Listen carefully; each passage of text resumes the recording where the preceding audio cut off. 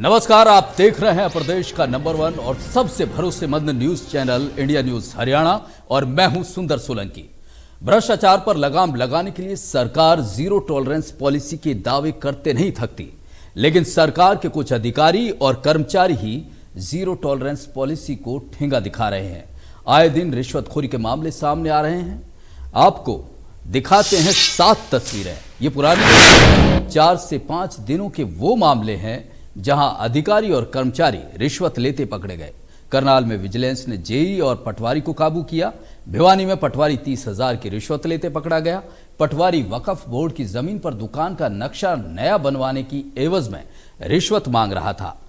फरीदाबाद में नगर निगम का क्लर्क 50,000 की रिश्वत लेते गिरफ्तार हुआ। आरोपी कन्हैया लाल टैक्स कम करने की एवज में रिश्वत मांग रहा था।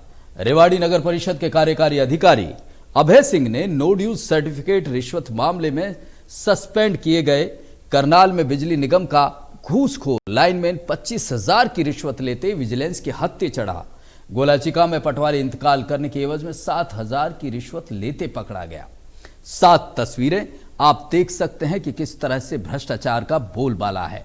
इन तस्वीरों को देखकर आप समझ गए होंगे कि लगातार जो बात हो रही है कि भ्रष्टाचार पर लगाम लगेगी, वो किस तरह से लोगों में खौफ या कर्मचारियों में खौफ जिस तरह का दिखना चाहिए वो नहीं दिख रहा है। इसलिए ये बानगी लगातार सामने आ रही हैं, तस्वीरें सामने आ रही हैं।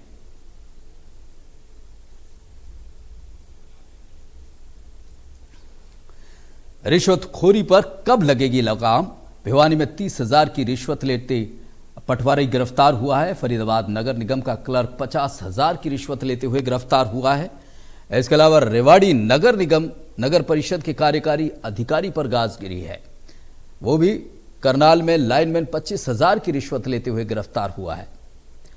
तो सवाल वही, गोलाचिका की बात करें, पटवारी 7,000 की रिश्वत लेते हुए गिरफ्तार हुआ है।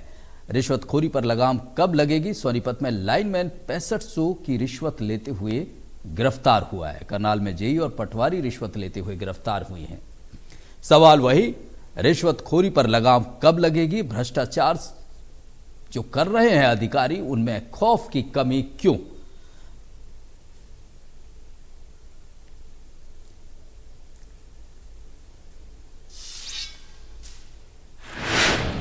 भ्रष्टाचार के मामले पर आईएनएलडी के वरिष्ठ और बड़े नेता ओम प्रकाश चौटाला का क्या कुछ कहना है, वो भी आपको सुनवा देते हैं।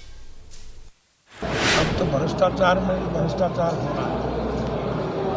मोदी साहब ने पलट के पूछा कैसे, उसने कहा पहले पैसे लेके काम तो कर दिया करते, अब ये लुटेरे पैसे भी खा जाते हैं और काम नहीं करते। तो लगातार आप 7 तस्वीरें हम आपको दिखा रहे हैं। ओम प्रकाश चौटाला का ये बयान, आईएनएलडी के वरिष्ठ नेता जिनका कहना है कि भ्रष्टाचार लगातार चरम सीमा पर है। रिश्वतखोरी पर लगाम कब लगेगी? भ्रष्ट अधिकारी या कर्मचारी सुधरते क्यों नहीं है, ये बड़ा सवाल। बड़ी बहस में आज इन तस्वीरों की चर्चा कि आखिर ये कोई पुरानी तस्वीरें नहीं है, महज 4-5 दिन की तस्वीर है। रोज आए दिनों इस तरह की तस्वीरें सामने आ रही हैं। मतलब यही कि जो सरकार का खौफ होना चाहिए, जो कर्मचारियों में जीरो टॉलरेंस की सरकार बात करती है, और उस जीरो टॉलरेंस को किस तरह से उस पर लगाम नहीं लग रही है, किस तरह से उस पर दाग लग रहा है, उसकी ये तस्वीरें आप देख सकते हैं। कोई भी जिला हो, रोज ये तस्वीरें सामने आती हैं। रिश्वतखोर कर्मचारी, रिश्वतखोर अधिकारी किस तरह से जनता को परेशान कर रहे हैं, सरकार की छवि को खराब कर रहे हैं। सवालों के घेरे में लगातार जीरो टॉलरेंस पॉलिसी। सवाल बड़ा यही कि आखिर क्यों नहीं, कब ये भ्रष्टाचार रुकेगा, कब ये स्थिति बनेगी कि जो कर्मचारी हैं, जो अधिकारी हैं, अपनी ड्यूटी को ईमानदारी से करेंगे, कब जनता को इससे राहत मिलेगी। हर छोटे बड़े काम के लिए रिश्वत देनी पड़ रही है। ये बेहद अफसोसजनक तस्वीरें आप अपने टीवी स्क्रीन पर देख सकते हैं। सोनीपत, करनाल, भिवानी, फरीदाबाद, रेवाड़ी, करनाल, कैथल, कोई भी जिला ऐसा अछूता नहीं है जहां रिश्वतखोरी की तस्वीर सामने नहीं आती है। रेवाड़ी नगर परिषद के कार्यकारी अधिकारी पर गाज गिरी है, उसे सस्पेंड किया गया है। करनाल में लाइनमैन 25,000 की रिश्वत लेते हुए गिरफ्तार हुआ है। इसके अलावा फरीदाबाद की बात करें वहां ऐसी स्थिति है। तो ये जो तस्वीरें हैं, लगातार इस तरह की तस्वीरों ने प्रदेश की छवि, सरकार की छवि और खासकर जो सिस्टम है, जो लोगों के लिए काम कर रहा है, उस पर बहुत सारे सवाल खड़े कर दिए हैं। एक और बात, रिश्वत की शिकायत के लिए बाकायदा हम अपने हरियाणा के दर्शकों के लिए ये toll free number Haryana vigilance state bureau की तरफ से बाकायदा ये जारी किया गया है। और आज जिस तरह से विजिलेंस जो कार्रवाई कर रही है, विजिलेंस लगातार रिश्वतखोरी जो करने वाले अधिकारी हैं, जो कर्मचारी है, उनको गिरफ्तार कर रही है। और ये विजिलेंस का नंबर आप देख सकते हैं 1800180202। ये हमने खास तौर से जारी किया है। इंडिया न्यूज हरियाणा की यही मुहिम है कि रिश्वतखोरी पर जो रिश्वतखोर अधिकारी हैं उनकी मनमानी पर रोक लगे, उनको उनके किए की सजा मिले। और लगातार हरियाणा के लोगों से भी ये अनुरोध है, ये गुजारिश है कि इस तरह के अधिकारी को, ये जो नंबर है, इस नंबर पर आप कॉल कर सकते हैं और ऐसे अधिकारियों को रंगे हाथों गिरफ्तार करवा सकते हैं। ये खौफ लगातार बना रहना जरूरी है कि जो भ्रष्टाचार करेगा वो सलाखों के पीछे होगा, उसको उसके किए की सजा मिलेगी। खास तौर से ये नंबर आप लोगों के लिए हम जारी कर रहे हैं।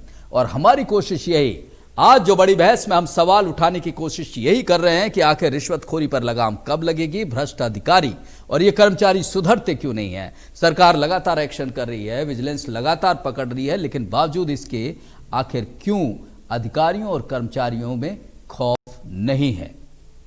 सवालों के घेरे में जीरो टॉलरेंस पॉलिसी है।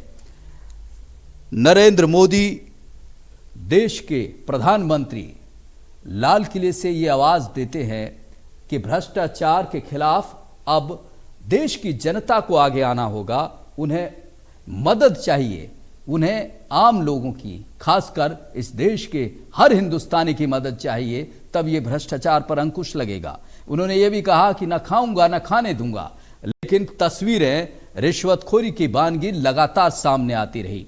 और यही वजह है कि प्रधानमंत्री को लाल किले के प्राचीर से ये गुहार लगानी पड़ी, ये अपील करनी पड़ी कि आम लोगों को सामने आना चाहिए। वहीं मनोहर सरकार की तरफ से भी लगातार यही बात कही गई है कि ईमानदार सरकार है और जो भी भ्रष्ट अधिकारी है उसे बख्शा नहीं जाएगा।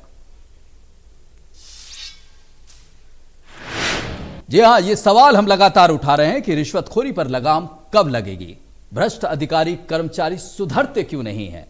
ये लगातार वही सवालों के घेरे में आखिर जीरो टॉलरेंस पॉलिसी क्यों है। हरियाणा सरकार की तरफ से लगातार ये बात कही जा रही है कि भ्रष्टाचार को किसी भी कीमत पर सहन नहीं किया जाएगा, लेकिन अफसोस की बात यह है कि जो तस्वीरें सामने आ रही हैं लगातार, वो इस बात को जताती हैं कि अधिकारियों और कर्मचारियों में इस बात का खौफ जरा भी नहीं है। जवाहर यादव बीजेपी के प्रवक्ता हमारे साथ एक खास बड़ा पैनल वो जुड़ेंगे, कुलदीप वत्स जो कांग्रेस के एमएलए है बादली से वो जुड़ेंगे। इसके अलावा नरेश प्रधान महासचिव हैं, आईएनएलडी के पूर्व विधायक हैं, और रणवीर शर्मा पूर्व आईपीएस अधिकारी हैं, वो हमारे साथ आप तस्वीरों में देख सकते हैं। सबसे पहले जवाहर जी आपका रुख करूंगा। जवाहर जी को दरअसल पीएम वो खुद फॉलो करता है, इसलिए सवाल जवाहर जी आपको ये मैं पूछ रहा हूं कि क्या ऐसी स्थिति बनी कि खुद आप लगातार ये बात करते रहे कि भ्रष्टाचार के खिलाफ आपकी जीरो टॉलरेंस पॉलिसी है, लेकिन ये देखिए ना कि प्रधानमंत्री नरेंद्र मोदी खुद लाल किले के प्राचीर से कहते हैं कि आम लोग आगे आइए, भ्रष्टाचार पर लगाम लगाइए। वो प्रधानमंत्री जो कहते हैं कि ना खाऊंगा ना खाने दूंगा। और ऐसी स्थिति हरियाणा में कि लगातार रोज ऐसी तस्वीरें आ रही है, ऐसे लगता है कि अधिकारियों और कर्मचारियों में कोई खौफ ही नहीं है। जवाहर जी जी देखिए, अगर आपने माननीय प्रधानमंत्री को कोट किया, अगर वो ये कहते हैं ना खाऊंगा ना खाने दूंगा, तो जो ये कार्रवाई है विजिलेंस विभाग कर रहा है या अन्य विभाग कर रहे हैं जो भ्रष्टाचार को रोकने के लिए कार्रवाई करते हैं, तो वो उसी बात को तो चितार्थ कर रहे हैं कि ना खाऊंगा, हम खाएंगे और जो खा रहे हैं उन पर एक्शन लेंगे। तो ये जो जितने एफआईआर हो रही है, जितने लोगों को पकड़ा जा रहा है, इसको विपक्ष तो कहते हैं देखिए जी ये भ्रष्टाचार है, क्योंकि उन्होंने अपने समय में कभी कार्रवाई की नहीं, ऐसे मुद्दों को पब्लिक डोमेन में आने नहीं दिया, और हम इस पर कार्रवाई करते हैं, हमारी जानकारी में चीजें आती है तुरंत उस पर कार्रवाई करते हैं, तो ये चीजें निकलकर बाहर आती है। तो एक अच्छी सरकार के लिए ये जरूरी है कि चाहे लोग जो मर्जी सोचे, पॉलिटिकल विरोधी लोग जो मर्जी बयान दें, परंतु जो गुनाहगार होगा, जो भ्रष्ट कार्रवाई करेगा, उस जो भ्रष्ट व्यक्ति होगा उस पर खुद कार्रवाई करेंगे। और ये प्रदेश के पहले मुख्यमंत्री ऐसे हैं, अगर भ्रष्टाचार के मामले में उनके आसपास के व्यक्ति पर भी अगर कुछ आंच आती है तो उसको भी नहीं छोड़ते हैं। इससे पहले, और दूसरा 102 हमारे विजिलेंस विभाग ने जनवरी से लेके 131 अगस्त तक 102 रंगे हाथ जो कार्रवाई पकड़ी है, जिसमें व्यक्ति ले रहा है रंगे हाथ पकड़ना, ये अपने आप में ऐतिहासिक इसलिए है कि पहले ये जो जानकारी अन्य मुख्यमंत्री के पास आते थे, तो पहले क्या होता था, जो कर्मचारी होता था वो मोस्टली किसी न किसी नेता के लगा होता था, क्योंकि मापदंड पे तो कभी नौकरियां लगी नहीं इस प्रदेश में, तो वो किसी न किसी ब्यूरोक्रेट्स का, किसी न किसी पॉलिटिकल व्यक्ति का होता था, तुरंत उसको बचाने के लिए पूरी सरकार लगती थी और पब्लिक डोमेन में ऐसे विषय नहीं आते थे। परंतु हम ये कहते हैं कि हर भ्रष्टाचार का मुद्दा पब्लिक डोमेन में आना चाहिए, उस पर कार्रवाई होनी चाहिए। तो आपको तो मुझे लगता है सुंदर सोलंकी जी शाबाशी देनी चाहिए कि हमारा विजिलेंस विभाग, हमारी नहीं, शाबाशी जवाहर जी तब देते ना, 8 बरस की सरकार हो गई है आपकी, और अब इस तरह की तस्वीरें भी, मतलब 8 बरस में क्या ऐसा सिस्टम, ऐसा खौफ आप ऐसे रिश्वतखोर अधिकारियों में नहीं जगा पाए कि उन्हें ये सोचने में भी डर लगे कि वो किसी काम के बदले, वो अपना फर्ज निभाने के बदले वो पैसे ले। इस पे तो सवालों के घेरे में आते हैं ना कि कहीं ना कहीं कोई खौफ, कोई ऐसी स्थिति 8 साल में नहीं बना पाए आप लोग। देखिए, मैं 1947 से लेके आज तक क्या आप ऐसा खौफ नहीं बना पाए कि किसी को रेड लाइट जंप नहीं करनी चाहिए, किसी को बगैर हेलमेट के नहीं करना चाहिए। कानून जो होते हैं, अपराध होंगे, परंतु अपराधी किसी भी कीमत पर ना छूटे, सरकार वो होती है। पहले मैं कहता हूं, पहले इनकी सेटलमेंट होती थी पुरानी सरकारों में, रिश्वत लेते पकड़े जाओ और रिश्वत देके छूट जाओ। हमारे इसमें किसी भी कीमत पर जो भ्रष्ट व्यक्ति है वो छूटेगा नहीं, ये मुख्यमंत्री जी ने प्रूव करके दिखाया, इसलिए हम आंकड़ों से नहीं डरते। आईएनएलडी के वरिष्ठ नेता हैं, आईएनएलडी के वरिष्ठ नेता हैं नरेश शर्मा, पूर्व विधायक भी हैं। नरेश जी, ये जवाहर जी कह रहे हैं कि ये इतना अच्छा काम हो रहा है कि जो रिश्वत ले रहा है वो गिरफ्तार हो रहा है, और क्या चाहिए। पहली सरकारों में तो छूट जाते थे, लेकिन आप लोग इसको क्यों नहीं प्रशंसा करते हैं सरकार की कि भ्रष्टाचार के खिलाफ सरकार बड़ी जंग, बड़ी लड़ाई लड़ रही है। क्या दिक्कत है? आप कहते हैं कि भ्रष्टाचार है। नहीं, देखिए माननीय साथी, एक तो ये स्वीकार कर रहे हैं कि भ्रष्टाचार हो रहा है और बड़े स्तर पर हो रहा है, और ये चंडीगढ़ में बैठकर फाइलों पर भ्रष्टाचार खत्म कर देते हैं, लेकिन धरातल पर चरम सीमा से आगे सारे रिकॉर्ड भ्रष्टाचार ने तोड़ दिए। और माननीय साथी बार बार स्वयं स्वीकार कर रहे हैं कि भ्रष्टाचार हो रहा है और हम पकड़ भी रहे हैं। इसका मतलब भ्रष्टाचार खत्म नहीं हुआ, बंद नहीं हुआ। और जो जीरो टॉलरेट की बात करते थे, वो सारे जो भी जिनके वादे थे वो हवाई हुए हैं। और आज भ्रष्टाचार का बोलबाला है, हरियाणा प्रदेश के नहीं देश के अंदर भी भ्रष्टाचार का बोलबाला है। किसी भी कार्यालय में चले जाओ, जब तक किसी कंसल्ट अधिकारी से, कर्मचारी से, जिससे आपका काम होगा, कार्रवाई कर तो रही है सरकार, आप संतुष्ट नहीं है क्या? कार्रवाई सरकार कर तो रही है। फिर ये नरेश शर्मा जी, हर जवाहर जी वही तो बात कर रहे हैं, हर नागरिक, हर विभाग, हर कर्मचारी, हर व्यापारी, हर वर्ग का हरियाणा प्रदेश का नागरिक अपने आप को ठगा हुआ महसूस क्यों कर रहा है? ये खुद कह रहे भ्रष्टाचार हो रहे, हम पकड़े जाते हैं, रंगे हाथों पकड़े जाते हैं। भ्रष्टाचार चरम सीमा पर है, 90% छूट जाते हैं, 5% पकड़े जाते हैं। जिनका ऊपर तक सेटिंग होती है उन पर कोई हाथ नहीं डालता। जवाहर जी जवाब देंगे आपसे इस बात का। ये सवाल उठाया है कि 5% पकड़े जाते हैं, 90% छूटते हैं। कुलदीप वत्स है, कांग्रेस के नेता हैं, बादली से विधायक हैं। वत्स साहब, जवाहर जी से जब ये सवाल किया गया, जवाहर जी कह रहे हैं कि आप लोगों की सरकार में तो भ्रष्टाचारी ना पकड़े गए, ना उनका नाम तक सामने आया। कम से कम सरकार में यहाँ लगातार कार्रवाई तो होती है। दिक्कत क्या है आपको? इतना अच्छा काम कर रही है भ्रष्टाचार के खिलाफ सरकार, जवाहर जी का ये दावा है। नहीं, गड़े हुए मुर्दे उठाने की क्या जरूरत है? हर आने वाली सरकार। प्रधान जी आऊंगा आपके पास। कुलदीप वत्स जी से ये सवाल है। वत्स साहब, सरकार जो अच्छे काम कर रही है उसको तो आप अप्रिशिएट कर सकते हैं, उसकी तो प्रशंसा कर सकते हैं।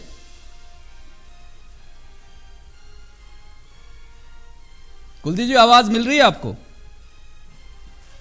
चलिए, अगर कुलदीप जी, हाँ आवाज आ रही है आप?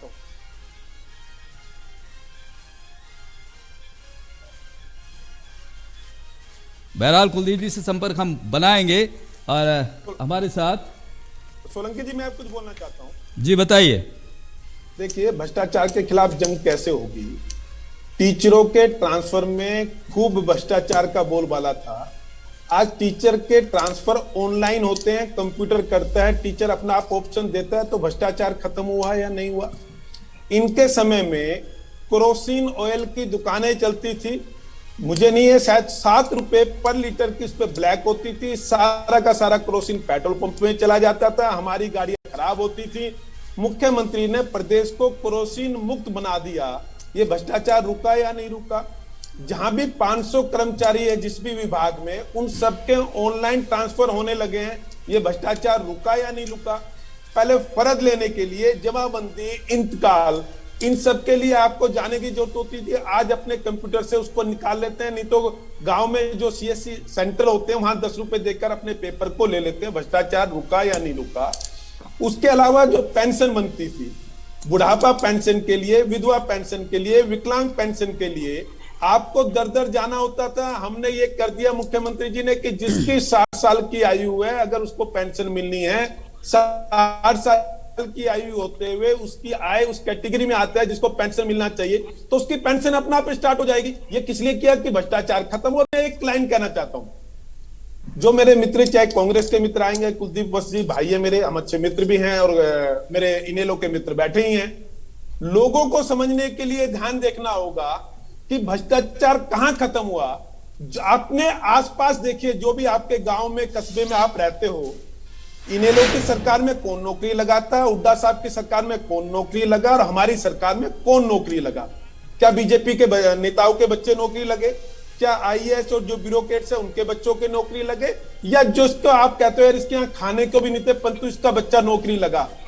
अगर वो बच्चे आज नौकरी लग रहे हैं कि जिसके यहाँ खाने के लाले हैं, तो इसका मतलब विपक्ष की नींव हिल गई है कि हमारा जो कैडर है वो हिल गया इनकी ईमानदारी के चलते, तो इसलिए इन पे आरोप लगाई। और हमारे यहाँ तो कोई भी होता है, अगर हमारे भी किसी व्यक्ति का नाम आता है ठगी में, बड़ा काम किया। आप यही दावा कर रहे हैं जवाहर जी, आप यही दावा कर रहे हैं कि सभी जगह आप लोगों ने भ्रष्टाचार पे लगाम लगाने की कोशिश करी है। मैं आ रहा हूं आपके पास रणवीर शर्मा जी, लेकिन कुलदीप वत्स जी का रिएक्शन ले लेते हैं। वत्स साहब ये कह रहे हैं, जवाहर जी कह रहे हैं, दावा कर रहे हैं, ठोक कर दावा कर रहे हैं कि ये जो भ्रष्टाचार था ये केवल आप लोगों की सरकार में हुआ करता था। हमारे यहाँ कोई भ्रष्टाचार करता है तो वो तस्वीरें देख सकते हैं, पकड़ा जाता है। वत्स साहब, मेरी आवाज आ रही है आपके पास? हाँ सुन पा रहे हैं, बोलिए। देखिए, एक हमारे हरियाणा में कहावत है, बोला घर का काका घर की भाई, जो लिखा वही सही। हमारे साथी है जवाहर यादव जी, मेरे भाई थे, पर जो सच्चाई को आप लोग झुठला नहीं सकते। आप कहते थे पहले कोई पकड़ा नहीं जाता था, पहले कोई कार्रवाई नहीं होती थी, पहले भी अगर कोई भ्रष्ट अधिकारी या भ्रष्ट कोई पॉलिटिकल आदमी था वो जेलों के अंदर भी गए, पकड़े भी गए। जहाँ तक मेरे साथी जो बात कर रहे हैं, मैं अपने साथी से 2-3 प्रश्न करना चाहता हूँ, और मैंने ये विधानसभा में ये बातें उठाई। आप तहसीलों के बात करते थे, तो तहसीलदार साहिब आपके एमएलए, आपके जिला अध्यक्ष नारनौल के अंदर, हेलो सुन पा रहे हैं आप, बोलिए, आवाज आ रही है। नारनौल के अंदर आपके जिला अध्यक्ष मंत्री के सामने क्या कह रहे हैं, आप सुन रहे थे? मैं आपको कहता हूं, हमारे पूर्व विधायक नरेश शर्मा जी बैठे बादली से आपसे, आप बादली तहसील में जाइए, रोडों के टेंडरों की जांच में बात उठाई और मैंने कहा जांच कराइए। 10 से 15%, 8 से 10% आपको मिस किया जा रहा है। आम व्यक्ति को आप कहते थे आपके एमएलए के जो बेटे के जो आज आपके सामने जो कारनामे आपके सामने आए हैं, आपके जो चेयरमैन थे उसके कारनामे आपके साथ आए हैं।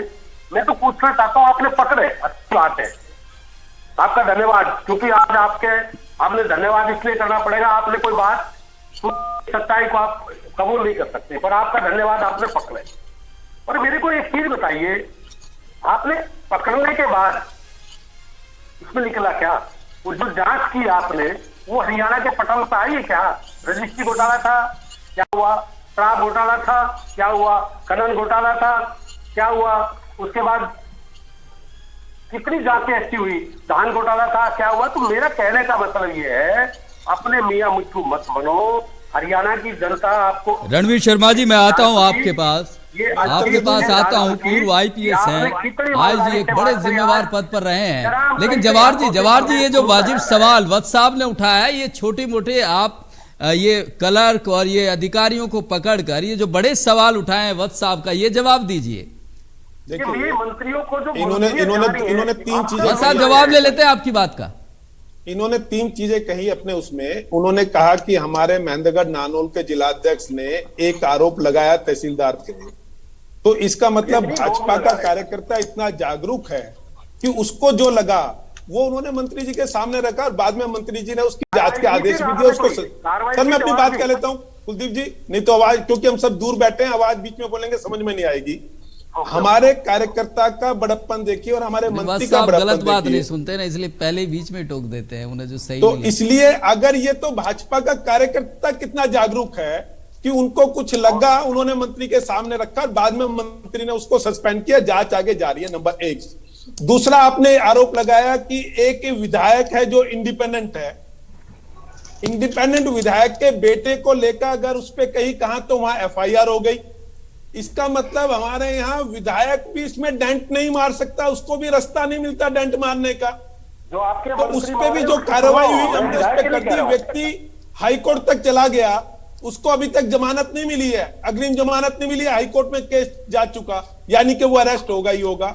तीसरा, इन्होंने कहा जी हमारा कोई चेयरमैन पकड़ा गया, हमारा कोई चेयरमैन कभी नहीं पकड़ा गया, आपने तथ्य गलत कहे। और दूसरा देखिए, तो मेरे पॉलिटिकल मित्र है, इन्होंने तो ये कहना ही है। मेरा तो हरियाणा के लोगों से निवेदन है कि भ्रष्टाचार या उस पर हम कितनी कार्रवाई करते हैं नहीं करते, मैं तो बड़ा पैमाने से कहता हूं कि इसमें, क्योंकि रणबीर शर्मा जी पॉलिटिकल व्यक्ति नहीं है, 2 मेरे पॉलिटिकल मित्र बैठे हैं। ऐसा क्यों होता था जब इनकी सरकार होती थी, इनके कार्यकर्ताओं के बच्चे अचानक बुद्धिमान हो जाते थे और सब वो नौकरी लगते थे। इनके इंस्पेक्टर की सूची देख लीजिए, हुड्डा साहब के समय के 11 भर्तियां माननीय न्यायालय रद्द कर चुका है। हमारी कोई एक भर्ती आज तक रद्द हुई तो बताइए। 2 भर्ती में आरोप लगे, वो हमने खुद वापस ली, परंतु इनकी भर्तियां तो भ्रष्टाचार की मोहर लगाते हुए 11 भर्तियां माननीय न्यायालय रद्द कर चुका है, और वो इंस्पेक्टर वाली तो अभी भी फंसी हुई है कोर्ट में। किस तरह से, तो अगर और कोई प्रधान जी, इस पे आपका रिएक्शन लूंगा, वत्स साहब आपका भी, लेकिन रणवीर शर्मा जी काफी समय से सुन रहे हैं। शर्मा जी, ये जिस तरह की कार्रवाई सरकार की तरफ से होती है, जैसे वत्स साहब कह रहे हैं ये तो छोटे मामले हैं, छोटी मछलियां हैं, बड़ी मछलियां तो हाथ ही नहीं आती, ऐसी स्थिति है, किस तरह से देखते हैं इन कार्रवाइयों का कितना असर पड़ता है भ्रष्टाचार पर लगाम लगाने में? आप लंबे समय से पुलिस में रहे हैं, बड़े बड़े आपने पदों पे काम किया है, किस तरह से देखते हैं इन कार्रवाइयों को? सोलंकी जी, मैं अभी सभी भाइयों को सुन रहा था। मैं अपने एक्सपीरियंस और अनुभव से बताता हूं कि भी, क्योंकि मैं उस संवैधानिक पोस्ट पे रहा हूं और काफी सीएम्स के साथ उनकी मीटिंगों में हमने काम किया है। भ्रष्टाचार एक ऐसी बीमारी है और ऐसी एक मतलब हमारा जो सिस्टम है उसमें ही भ्रष्टाचार का सबसे बड़ा कारण है सिस्टम। और सिस्टम हमेशा ऊपर से शुरू होता है, पीएम, सीएम और डीएम। पीएम केंद्र सरकार है, सीएम की राज्य सरकार है और डीएम जो जिला सरकार है। ऊपर से जब ये अकाउंटेबिलिटी फिक्स होती है, पीएम ने कहा मैं खाऊंगा नहीं खाने दूंगा, सीएम ने कहा 0 टॉलरेंस है, और हम डिस्ट्रिक्ट एसपी को, डीसी को ये मैसेज चला जाता है कि भी अब करप्शन बर्दाश्त नहीं होगी। मैं आपको यकीन के साथ कहता हूं, सीएम के इशारे से, आंख के इशारे से जिले चलते हैं। और आंख के इशारे से ही डीसीएसपी काम करते हैं। अगर एक बार ये बहुत सख्त आदेश कि भी किसी कीमत पे भी जीरो टॉलरेंस मतलब करप्शन बर्दाश्त नहीं होगी, और सबसे पहले जो सबसे भ्रष्ट आईएएस या आईपीएस है उसको अगर सरकार टांग लेती है तो नीचे वालों के ऊपर अपने आप असर जाना शुरू हो जाता है। अब भी ये सीनियर अफसर नहीं बचे तो जूनियर भी नहीं बचेंगे। बड़ा सवाल उठाया जवाहर जी, उत्तर रणबीर शर्मा जी ने बड़ा सवाल उठाया है। तो वही बात वही आ रही है, ये छोटे मोटे अधिकारियों को पकड़ के आप लगाम नहीं लगा सकते हैं भ्रष्टाचार पे। 1 मिनट दीजिए सोलंकी जी, मैं पूरी बात तो करूं जी ना, जी पूरी बात करूं। जी पूरी कीजिए अपनी नंबर बात। 1 मैंने बताया सीनियर अधिकारी, नंबर 2 इसके बाद आता है पॉलिटिकल सिस्टम। जो भी सरकार पावर में है वो सबसे पहले अपने सबसे बड़े भ्रष्ट दलाल को, वही हो ABCD कोई भी हो, उसको एक बार टांग लो आप। जितने दलाल पैसे कमाते हैं या दलाली करते हैं अफसरों के नेताओं की, वो अगले दिन टंग जाते हैं, और नीचे वाले जो छोटे दलाल हैं उनके ऊपर फौरी असर हो। तो कहते हैं ना, अगर बड़े चौधरी को एक बार पकड़ लो तो छोटे वाले अपने आप सेट हो जाएंगे। यह है नेताओं की कहानी। तीसरी बात है सोसाइटी, समाज। हमारी समाज की जो व्यवस्था है वो बहुत ही पारिवारिक और सशक्त। शर्मा जी, समाज में तो कौन देना चाहेगा कि किसी का काम है और वो पैसा देना चाहे? ऐसी स्थिति नहीं है रिश्वत को। नहीं, ये बीजेपी, हाँ बीजेपी का वरिष्ठ नेता है जवाहर जी। ये बड़े वाजिब सवाल उठाए हैं शर्मा जी ने। मुझे 5 सेकंड दीजिए, एक बार 5 सेकंड सुन लीजिए रणबीर जी को, 5 सेकंड सुन लीजिए, उसके बाद जवाब देता हूं। तीसरी बात मैंने कहा है सोसाइटी, समाज, प्रशासन और नेता। जहां से सिस्टम चलता है, नेता सिस्टम बनाता है, प्रशासन उसको लागू करता है और समाज उसको देखता है, जानता है, पहचानता है, करता है, भुगतता है समाज। तो लोगों की जागरूकता वो सरकार के साथ आती है, सरकार से प्रशासन में आती है और प्रशासन से समाज में जाती है। अगर समाज की जागरूकता के साथ और प्रशासन की एक्टिविज्म के साथ और नेताओं की एक्टिविज्म के साथ आएगा तो समाज बहुत जिम्मेवारी, समाज को ये लगना चाहिए कि मैं जो कहूंगा सच्चाई के साथ। ये ऐसी आदर्श स्थिति शर्मा जी, ऐसी आदर्श स्थिति मंगल ग्रह पे ही हो सकती है। यहाँ तो इस तरह की संभावनाएं कम दिख रही हैं। जवाहर यादव जी जवाब दे दीजिए अब। देखिए रणबीर शर्मा जी ने एक उत्तर दिया कि आईएएस और आईपीएस क्या। देखिए हमारी सरकार में बाकी में अंतर क्या है। जब हरियाणा का उनका सीधा सवाल जो मुझे समझ में आया वो ये है कि ये जो छोटी मोटी जो कार्रवाई होती है ना, इनसे बात नहीं, मैसेज वहां जाता है जहां से ये शुरू होती है। उन बड़े अधिकारी, सर उत्तर दे रहा हूं जी। 1966 से लेके 72 तक एक कानून था, और जब कांग्रेस की सरकार थी 1972 में, तो उन्होंने ये कह दिया कि कोई भी सरकारी कर्मचारी आईएएस आईपीएस के लिए कोई भी कार्रवाई करने से पहले उसकी इजाजत लेनी पड़ेगी। 1972 से लेके और 2014 तक अनेकों सरकार आई और गई। ये मुख्यमंत्री मनोहर लाल है जिसने अब ये अधिसूचना जारी कर दी, ये कानून बना दिया कि किसी आईएएस और आईपीएस को अगर रंगे हाथ पकड़ना है तो किसी की इजाजत की जरूरत नहीं है। तो जो रणबीर शर्मा जी कह रहे हैं उस सपने को पूरा कर दिया इस मुख्यमंत्री मनोहर लाल जी ने, क्योंकि पहले तो ये अधिकार ही नहीं था कि इसको रंगे हाथ पकड़ सको आप। अब हमने शायद ये पिछले महीने ये इजाजत दे दी है कि कोई भी आईएएस आईपीएस को भी विजिलेंस या अन्य विभाग रंगे हाथ पकड़ सकते हैं। इससे पहले परमिशन लेंगे तो पकड़ेंगे कैसे, क्योंकि वो परमिशन किससे लेंगे? फाइलें तो सरकारी चली जाएगी, अधिकारियों के बीच से होके निकलेगी। इसलिए आईएएस आईपीएस भी पकड़े जाएं, रंगे हाथ पकड़ने की छूट विजिलेंस डिपार्टमेंट को माननीय मुख्यमंत्री जी ने उनको अधिकृत कर दिया। तो जो रणबीर शर्मा जी कह रहे हैं हम उस स्थिति में तो आ जाए हैं। वत्स साहब, इससे पहले तो इस कुलदीप वत्स जी कांग्रेस के नेता के खिलाफ भी लड़ाई लड़ सके। और कैसे लड़ाई लड़ तो रही है सरकार, इतना बड़ा ये कदम है। रणबीर शर्मा जी ने भी कहा है दो एचसीएस अधिकारी इस चीज को मान रहे, 2 एचसीएस अधिकारी को भी पकड़ा है। वत्स साहब जवाब दीजिए। देखिए अच्छे कामों की विपक्ष के नाते कभी सराहना भी कर लीजिए। जवाहर जी आलोचना तो करना काम होता ही है। सोलंकी जी देखिए, ऐसा है, जवाहर हमारे साथी जवाहर जी कह रहे हैं कि मुख्यमंत्री जी ने ये परमिशन दे दी, अच्छी बात है, मैं स्वागत करता हूँ। पर मैं जो कह रहा हूँ जवाहर जी, उस बात का जवाब दीजिए।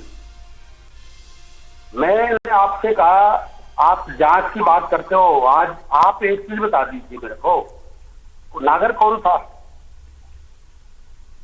IAS अधिकारी था आपके, कौन था वो? किस पोस्ट पर था? किसने बताया था? कुलदीप वत्स ने बताया था या आपकी गवर्नमेंट ने बताया था? अरे सर, उसके बाद सरकार मैं कह रहा हूँ, देखिए मैं आपको इसका क्या नाम है राव साहब का? आज के दिन में आज आपको बता दूं, आपका रेवेन्यू डिपार्टमेंट के लिए अब विधानसभा में भी आवाज उठी। आप जाइए, आप अपनी आंख नाक कान खोल के सुनिए यार, देखिए आज लोगों को रजिस्ट्री के नाम पे के तहसीलदार 500 से 1000 रुपए के रजिस्ट्री के पैसे देते हैं। आप जाइए, मैं कह रहा हूँ जांच, आप जांच की बात करते हो, आप पकड़िए ना।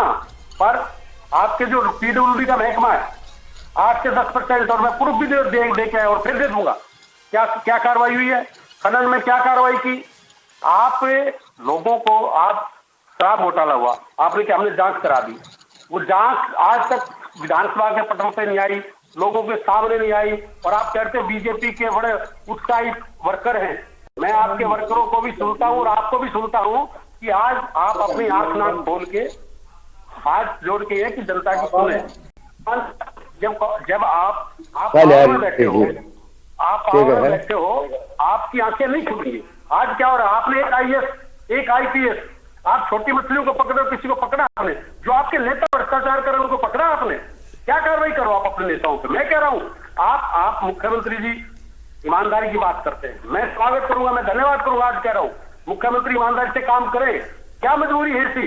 जो जितने महकमे, पंचायती राज का था पहले, आपके PWD का था, आपका रेवेन्यू का था, आपका एक्साइज का था, आपका लोकल बॉडी का था, कौन सा ऐसा डिपार्टमेंट है जिसमें भ्रष्टाचार नहीं हो? फरीदाबाद के अंदर क्या हुआ आप कह रहे हो, गुड़गांव के आपके शहर में बैठ के क्या हो रहा है?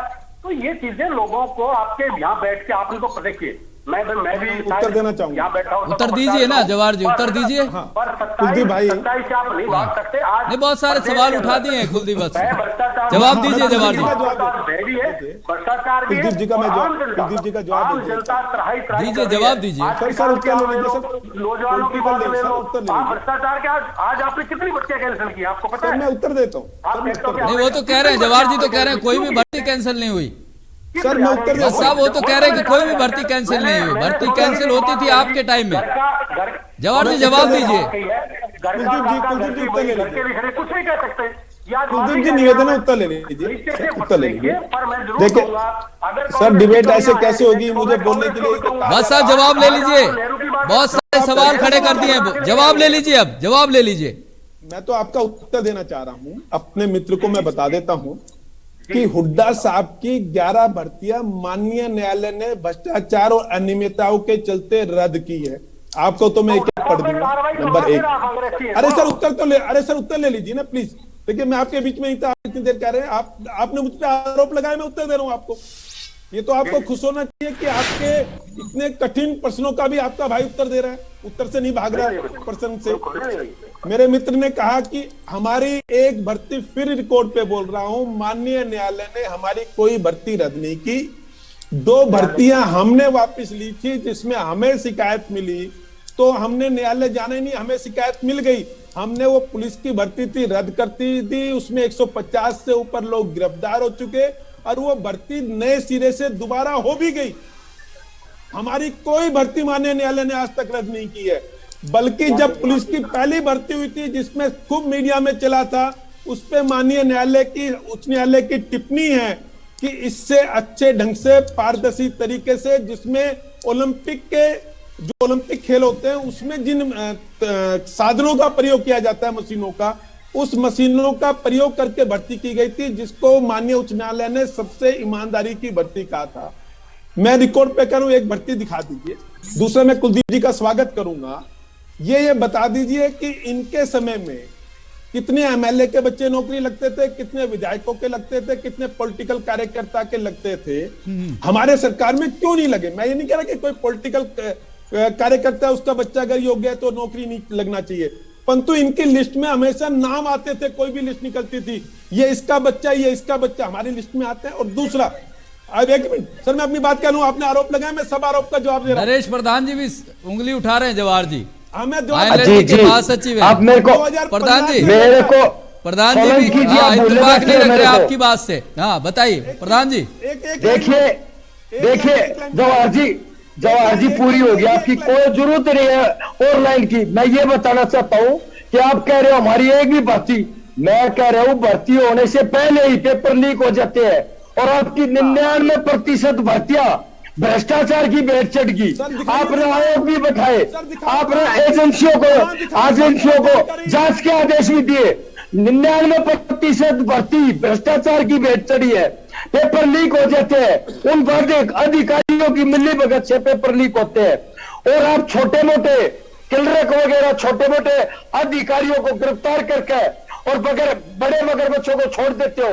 और मैं आपको यह भी बताना चाहूंगा कि जो पहले की सरकार है उनमें कोई कमी रही होगी तभी तो वो घर बैठे हैं गई, लेकिन आज आपकी ये जवाबदेही बनती है कि उन पर आरोप ना लगाकर। प्रधान जी आप तो बहुत पहले से घर बैठे हुए हैं, कई साल हो गए, कई साल हो गए आप लोगों की सरकार को। क्या भ्रष्टाचार की भेंट नहीं चढ़ी?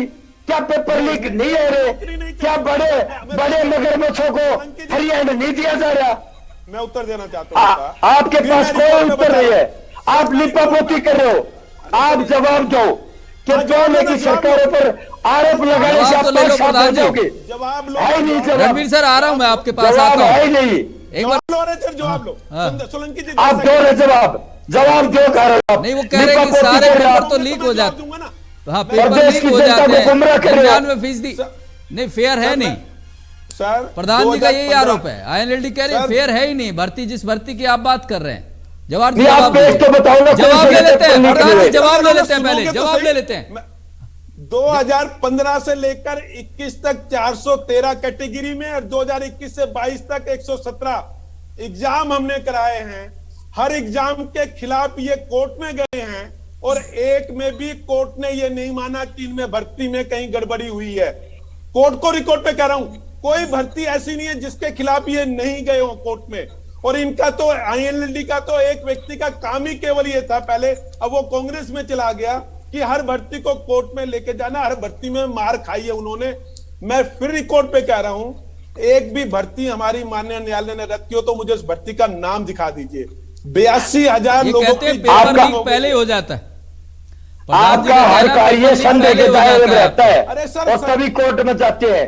कितने आपके पेपर लीक हुए, कितनी भर्तियां रद्द हुई, उनका भी वर्णन करेगा, उनका आप वर्णन करो कि कितनी भर्तियां। जवाब ले लेते हैं प्रधान जी, इस बात का भी जवाब ले लेते हैं। पकड़े गए जवाहर जी, नीचे से ऊपर तक हाथ उठाया नहीं था। मैं उत्तर दे दूंगा सोलंकी जी, दे दीजिए उत्तर दे दीजिए। उत्तर के लिए मैं ये कह रहा हूं कि आज तक जिन्होंने भी ऐसे प्रयास किए गए, मेरे मित्र कुलदीप वत्स जी कह रहे थे नागर कौन है? सर नागर एक कर्मचारी था, एक अधिकारी था, उसने अगर कहीं गलत किया उस पर कार्रवाई की। और ये देखिए अंतर देखिए सुंदर सोलंकी जी, आपका भी और शर्मा जी का भी। शर्मा जी इस समय नॉन पॉलिटिकल व्यक्ति है और आप एंकर, आप दोनों का एक लंबा अनुभव है। पहली बार विजिलेंस से फोन गया मुख्यमंत्री जी के पास कि जी इसमें आरोप है और हम रंगे हाथ एक HCS अधिकारी को पकड़ सकते हैं। उन्होंने कहा तुरंत पकड़ो। ये नहीं तो इससे पहले सेटलमेंट होती थी, क्योंकि हमें पता है कि अगर नागर को पकड़ा जाएगा उसके तीर हम पर चलेंगे।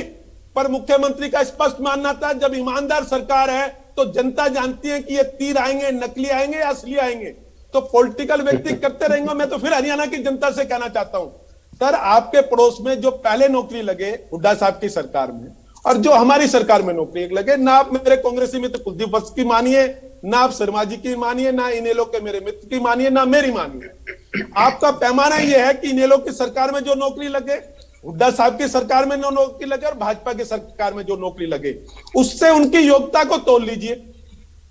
इनकी सरकार में क्यों होता है कि HCS लगते हैं तो सब नेताओं की लिस्ट आ जाती है, हमारी सरकार में कोई एक आई तो बताइए।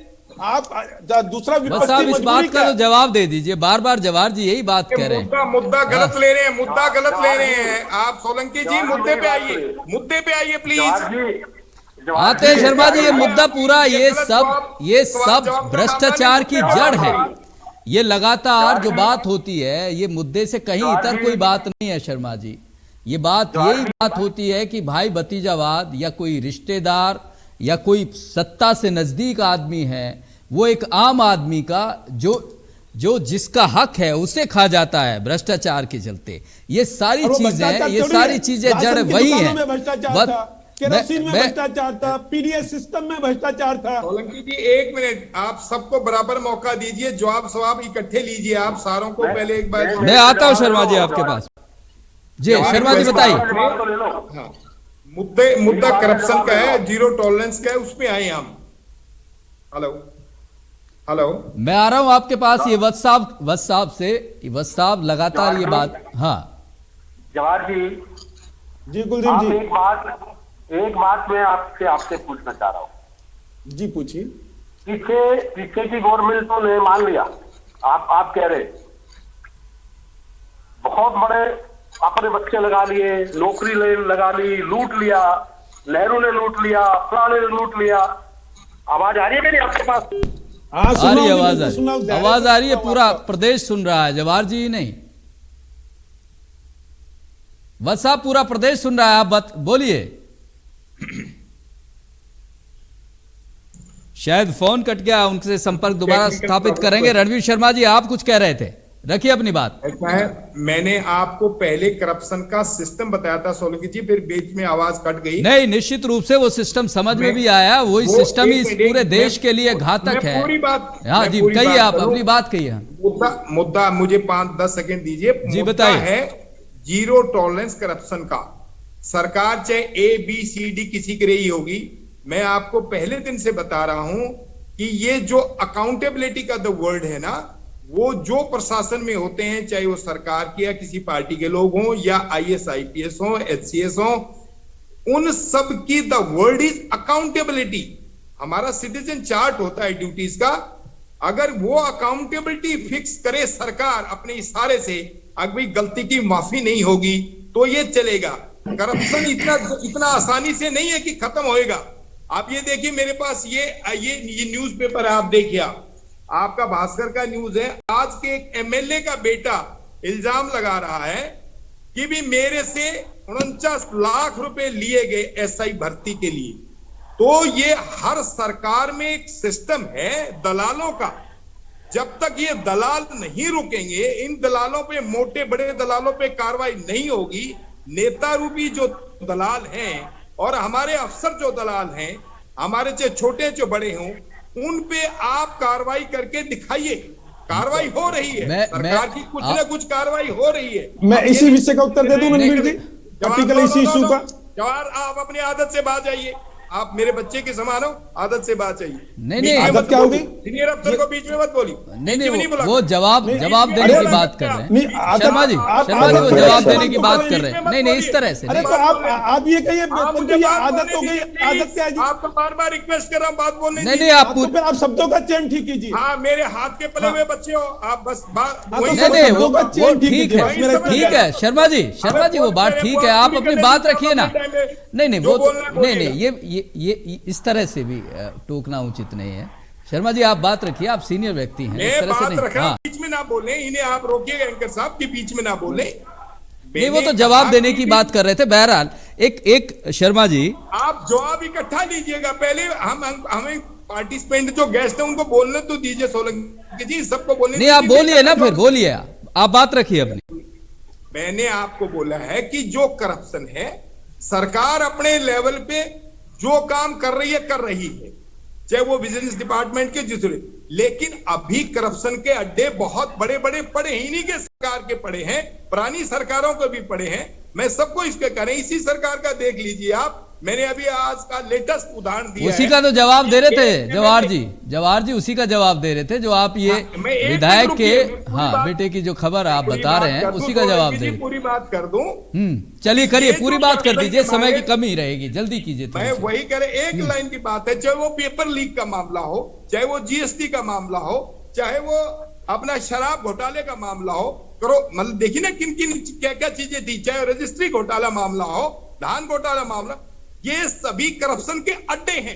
इनके लिए मैं सरकार को चेता रहा हूं और जवाहर जी को भी बता रहा हूं कि आप सबसे पहले जो बड़े मगरमच्छ हैं, चाहे माइनिंग का, आप देखिए माइनिंग का एक डीएसपी मरा बेचारा, माइनिंग का कितना बड़ा गैंग है, शराब का कितना बड़ा गैंग है, नशे का कितना बड़ा गैंग जाल फैला, ये सारे करप्शन के अड्डे हैं। इनको सरकार मजबूती से जीरो टॉलरेंस पे पकड़े और बड़े लोगों को पकड़े जो इस धंधे को चलाते हैं, अरबों जवाब ले लेते हैं चलाते हैं। शर्मा जी, जवाब ले लेते हैं। वत्स साहब आपके पास आ रहा हूँ। ये मेरी बात है। मैं जवाब दे दूं जी? हाँ, ये जो खबर देखिए, दिखाई है रणवीर- जवाहर जी, पहले तो रणवीर- क्योंकि ये बड़ा मामला हो रहा है कि जब विधायक के बेटे को ही रिश्वत देनी पड़ रही है, ये बड़ी अफसोसजनक स्थिति है।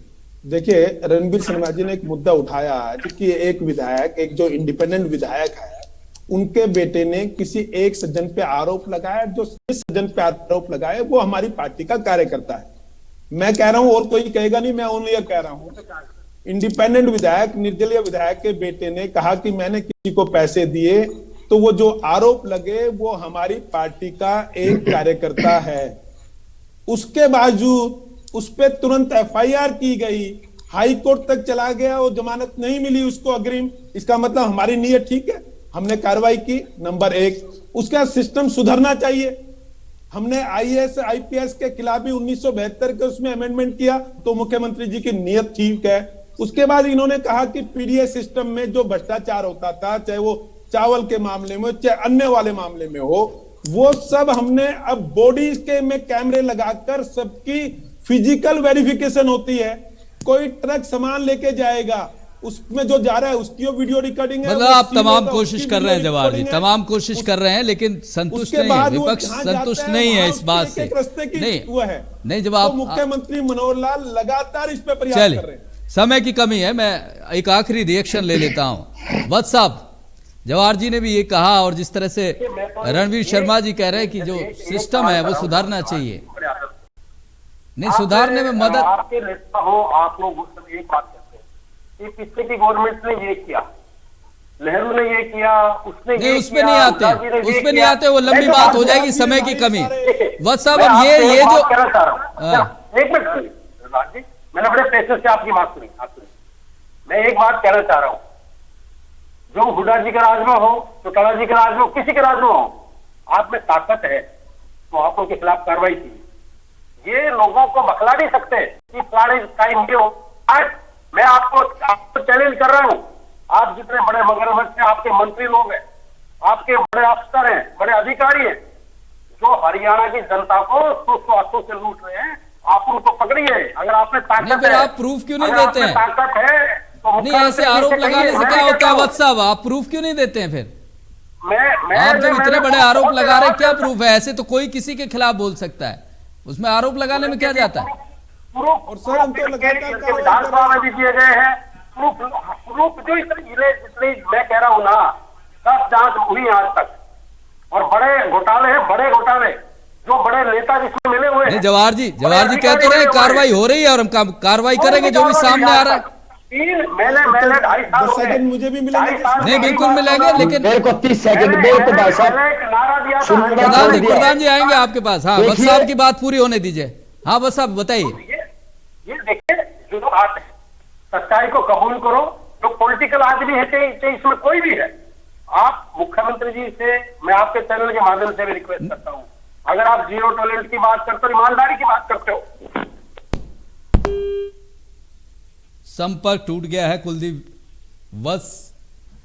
प्रधान जी आपके पास आ रहे हैं। हाँ, धन्यवाद भाई साहब। हाँ बताइए। देखिए, जवाहर जी बार बार कह रहे हैं और ये कबूल कर रहे हैं कि भ्रष्टाचार चरम सीमा पर नहीं, सारी सीमाएं लांघ गया है। भ्रष्टाचार का बोलबाला हरियाणा प्रदेश के अंदर, और भाई साहब कह रहे हैं हम कार्रवाई भी कर रहे हैं। एक दो को छुटमुट घटना में रेड हैंड पकड़ा जाता है तो ये अपनी पीठ थपथपाते हैं। पहले भी सरकारों में कार्रवाई होती रही है, ये नहीं कार्रवाई नहीं हुई। भ्रष्टाचारी नहीं पकड़े गए। अपनी पीठ थपथपाने से पहले तो माननीय साथी मेरे बाज आए, और मैं ये पूछना चाहता हूं कि जितनी भी एजेंसियां नियुक्त हुई, भ्रष्टाचार होया, जितने भी आयोग बैठाए गए, शराब घोटाला होया, रजिस्ट्री घोटाला होया, धान घोटाला होया, खनन घोटाला होया, तो जितने भी आयोग बैठाए गए, जितनी भी एजेंसियों को जांच दी गई, आज तक किसी का रिजल्ट आया? किसी बड़े मगरमच्छ को पकड़े गया? और ये मैं दावे के साथ कह सकता हूं कि जब तक मंत्री संतरी किसी का आशीर्वाद भ्रष्टाचारी के सर पर ना होगा तो भ्रष्टाचार नहीं हो सकता। आज जो सरकार के एमएलए इंडिपेंडेंट विधायक जिसको सरकार को समर्थन प्राप्त है वो सुरक्षित नहीं है, तो जनता कैसे सुरक्षित होगी? कैसे भ्रष्टाचार मान लेंगे समाप्ति की तरफ है या सरकार का कंट्रोल है? ठीक तो है, हर मोर्चे पर सरकार ठीक है प्रधान, पूर्ण रूप से ठीक है, असफल हुई ठीक है। है। एक वाजिब सा सवाल, वाजिब सा सवाल विभाग और रणवीर शर्मा जी, ये सभी से, आप संतुष्ट सभी से, सभी मेहमानों से ये सवाल है कि ये जो रिश्वत लेने वाला है, ये इसको तो आप पकड़ लेते हैं या सजा दे देता है सिस्टम, ये जो देने वाला है इसके लिए क्या होना चाहिए? रणवीर शर्मा जी, पहले आपके पास आऊंगा। आपने बड़ा सही सवाल किया। दोनों ही करप्शन में हमारी धारा 13/3 जो है उसके तहत आते हैं, रिश्वत देने वाला भी और लेने वाला भी। आपने सही बात बोली इस चैनल से, और पहली दफा मैं देख रहा हूं एक चैनल करप्शन के खिलाफ आवाज उठा रहा है। देने वाला जो रिश्वतखोर है ये डिपेंड करता है उस लेने वाले। हमने 2 केस अपनी लाइफ में दर्ज किए हैं जब रिश्वत देने वाले हमारे पास या हमारे थानेदारों के पास आए और हमने उन्हें हवालात में दिया। जो देने वाला बंदा है वो पहले अपनी सेटिंग करता है, और सेटिंग करने के बाद उस दलाल के थ्रू या खुद जो भी उसने सिस्टम बनाया है, इस वजह से वो कभी भी पकड़ में बहुत कम आता है। जब सामने वाला अधिकारी या कर्मचारी बिल्कुल ईमानदारी से काम करता है तो देने वाला जो है वो पहले अलर्ट रहता है, वो कोशिश करता है उसको भ्रष्ट बनाने की, लेकिन इस बीच अगर उसके हाथ आ जाता है तो वो अंदर जाने की सूरत में उसको पता होता है अगर मैंने दिया तो पैसा मैं अंदर जाऊं। तो इसलिए सेटिंग सिस्टम में देने वाला बहुत कम पकड़ा जाता है। बाई चांस ही कोई ट्रैप किसी अच्छे एसपी का, डीएसपी का या आईएएस का आ जाए तो वो लग जाता है। मैं दूसरी बात जो लास्ट आपके चैनल के द्वारा कह रहा हूं, करप्शन तभी खत्म होगा जब मैंने बताया कि ये जो 3 हमारे सिस्टम है, पीएमसीएम और डीएमके, इनकी अकाउंटेबिलिटी, ये बड़ी बात कही है, ये जवाबदेही जरूरी है। समय की कमी है। रणवीर शर्मा जी, बहुत वाजिब सवाल आपने उठाया और जिस तरह से सिस्टम को बताया वो अपने आप में वो भी बस 2 सेकंड। दूसरी बात मैं कह रहा था कि जवाबदेही के साथ साथ, अकाउंटेबिलिटी के साथ साथ जो सरकारें हैं और अधिकारी हैं वो उस जवाबदेही के साथ साथ जो समाज के लोग हैं, पुलिस पब्लिक रिलेशन है या प्रशासन रिलेशन है, उस रिलेशन को क्रेडिबिलिटी जिसे बोलते हैं, विश्वसनीयता, इतनी मजबूत होनी चाहिए कि सरकार सही है, प्रशासन सही है, हमें सिर्फ बताना है कि ये भ्रष्टाचारी है। आजकल तो डिजिटल सिस्टम है, सारा ऑनलाइन है, ऑन मोबाइल है जी। ये भी बड़ी चीज उठाई है, क्रेडिबिलिटी होनी जरूरी है सिस्टम के प्रति। ये बिल्कुल वाजिब बात है। जवाहर जी, समय की कमी है, यही सवाल कि ये लगातार जो हम बात करते हैं कि रिश्वत लेने वाले को आपने गिरफ्तार कर लिया, लेकिन वो जो सिस्टम है ये अगर वहीं खत्म हो जाए कि जो देने वाला है उसी को खौफ हो जाए कि रिश्वत देकर काम नहीं होगा या उसके खिलाफ कार्रवाई होगी, उसके लिए कुछ इस तरह की स्थिति बहुत कम आती है कि उस तक ये जो सिस्टम है अपना पहुंच पाता है। जवाहर जी, देखिए रिश्वत देकर और लेकर काम नहीं हो रहे, तभी तो लोगों की फ्रस्ट्रेशन है। हमारे तंत्र में ऐसे लोग घुस नहीं पाते और कुछ लोग ये ठगने का काम करते हैं। तो चाहे वो लेने वाला हो, देने वाला हो, चाहे वो हमारी पार्टी का हो, चाहे वो विरोधी पार्टी का हो, चाहे वो सरकारी तंत्र का हो, चाहे कोई नेता हो, जिसकी जानकारी भी मुख्यमंत्री तक पहुंचती है तो वो किसी कीमत पर नहीं छोड़ते। मैंने एचएएस अधिकारी का भी बता दिया, मैंने भाजपा के कार्यकर्ता की भी बता दिया, मैं विपक्ष के लोगों की बात ही नहीं कर रहा। तो इसका मतलब यह है कि मुख्यमंत्री इस मामले में कितने गंभीर है, इससे आप सोच सकते हो। हमारी नीयत बड़ी स्पष्ट है, ना खाएंगे ना खाने देंगे, उस पर काम करते हैं। जहां जहां ऐसी टिप्स आती है, चीजों को पता चलती है, उसमें तुरंत कार्रवाई होती है।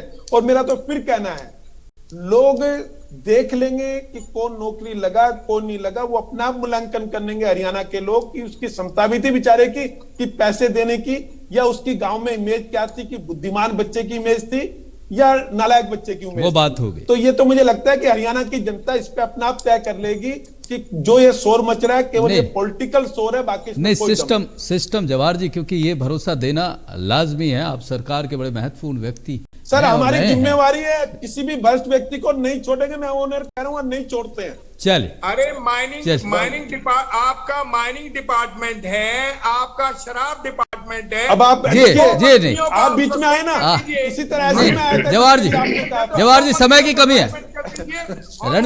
रणवीर जी, शर्मा जी इस पर चर्चा करेंगे। समय की कमी है। बहुत शुक्रिया नरेश प्रधान जी आपका भी, जवाहर यादव जी आपका भी, रणवीर शर्मा जी आपका भी, कुलदीप वत्स कांग्रेस के नेता आपका भी बहुत शुक्रिया जुड़ने के लिए। लेकिन सवाल वही कि 2 करोड़ से ज्यादा सरकारी कर्मचारी इस देश में हैं, 6000 से ज्यादा पब्लिक रिप्रेजेंटेटिव जनता के प्रतिनिधि हैं जिन्हें हम चुनकर भेजते हैं। लेकिन अफसोस की बात यह है कि करप्शन के खिलाफ जो लड़ाई है ये लंबी होती जा रही है। ऐसा भारत, ऐसा देश हम कहाँ बनाएंगे? यहाँ तो बना नहीं पा रहे हैं। कौन से ग्रह पे जाएं जो भ्रष्टाचार मुक्त हो? फिलहाल इस बड़ी बहस में इतना ही। ब्रेक के बाद खबरों का सिलसिला लगातार जारी। एक छोटे से ब्रेक के लिए रुक रहे हैं।